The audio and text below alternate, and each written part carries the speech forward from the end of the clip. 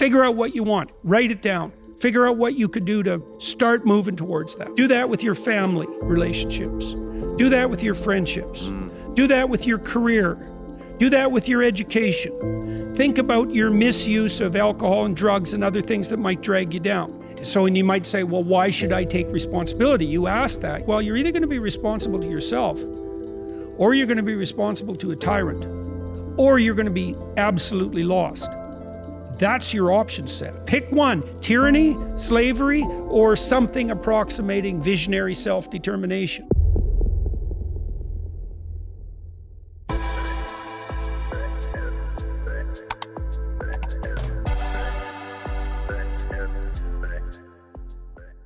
Two things happen when you're aimless. Okay, so the first is you get anxious. And the reason you get anxious is because anxiety computes aimlessness. So if you drop someone in the middle of a desert, the reason they're anxious is because it's not because they don't know which way to go.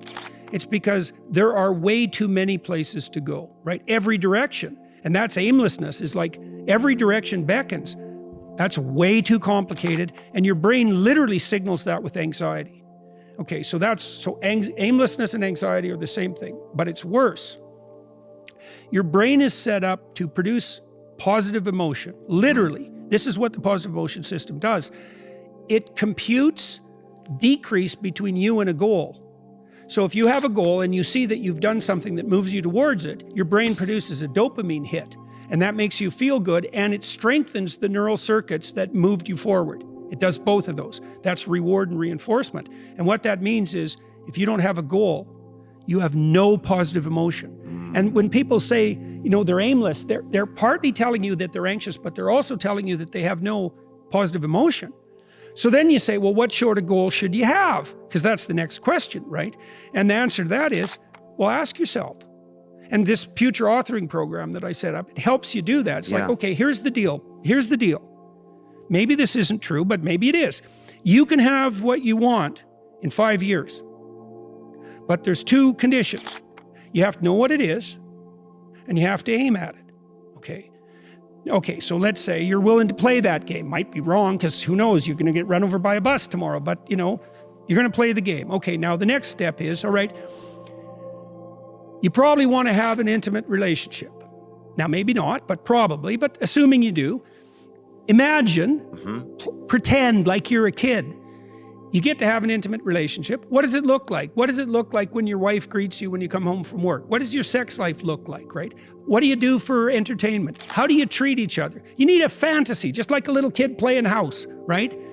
Figure out what you want. Write it down. Figure out what you could do to start moving towards that, okay?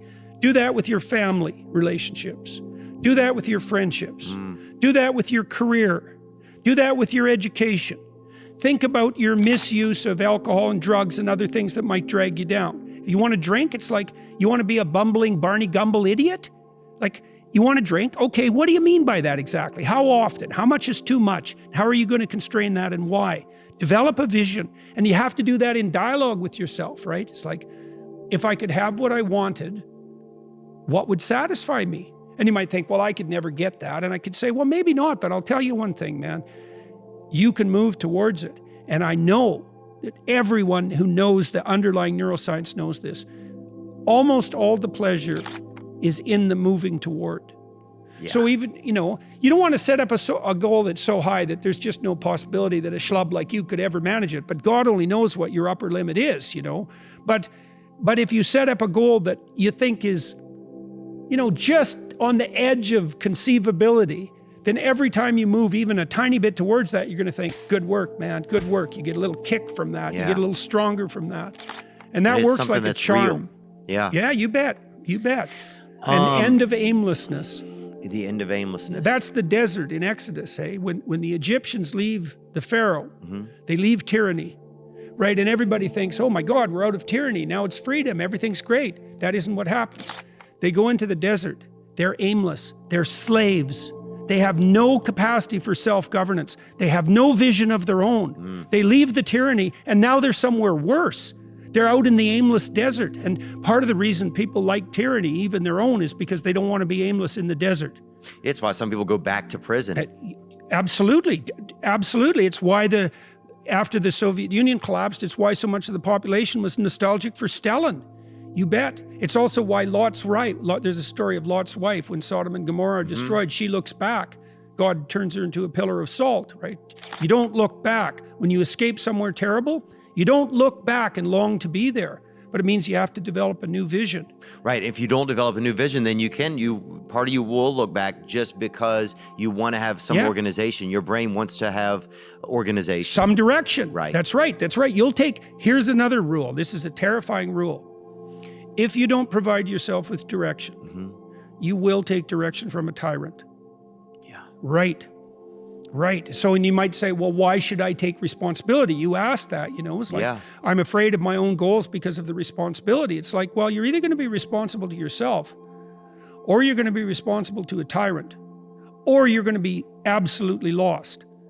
That's your option set. Yeah. Right. That's it. Yeah, bet. Pick one: tyranny, slavery, or something approximating visionary self-determination.